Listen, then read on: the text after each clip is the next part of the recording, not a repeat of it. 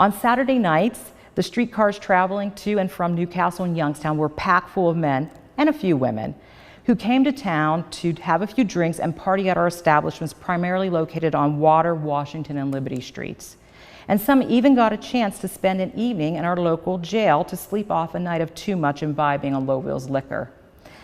In 1912, the Newcastle News described the village as one of the rowdiest towns in the state. In the downtown section, there are saloons on every corner, the streets are filled with drunken men, and the lockup is usually full also. Business in town boomed, and to meet demand, the village jail increased its number of holding cells from a 20-person capacity to 40. And while the police force also grew from 2 officers to 6. By 10 p.m. on a typical Saturday, the cells were filled up and night court was underway. Pickpockets and drunks made up most of the docket. If found guilty of intoxication, a defendant was fined $1 plus costs, which amounted to $4.85. On the morning of April 22, 1913, a gruesome discovery was made.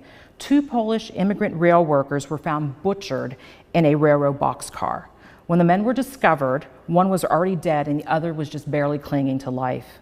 In April 1913, a crew of workers from the Baltimore and Ohio Railroad were in town to repair the tracks which had been damaged by the big flood in March of 1913.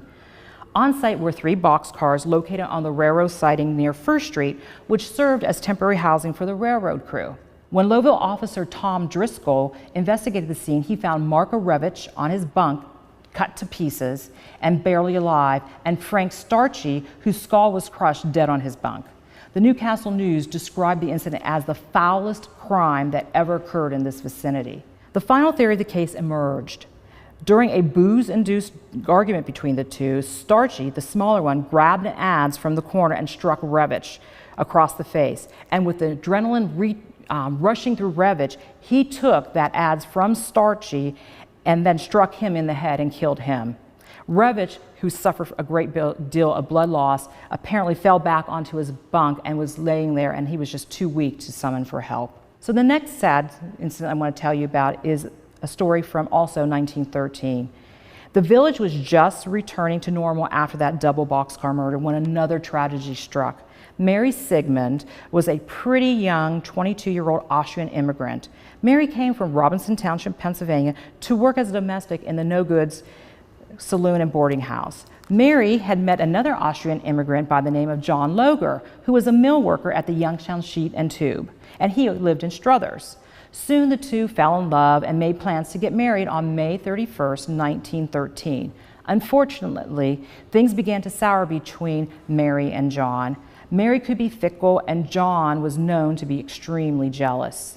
Their relationship seemed to be over after a fierce quarrel, and Mary postponed the wedding. Apparently, on the day of their intended nuptials, the arguing between the two was very intense, and Marshal Tony Fisher was called to restore peace. On Monday, June 2nd, 1913, Mary, who had the evening off, she was spending it with her sister Annie Drobenik.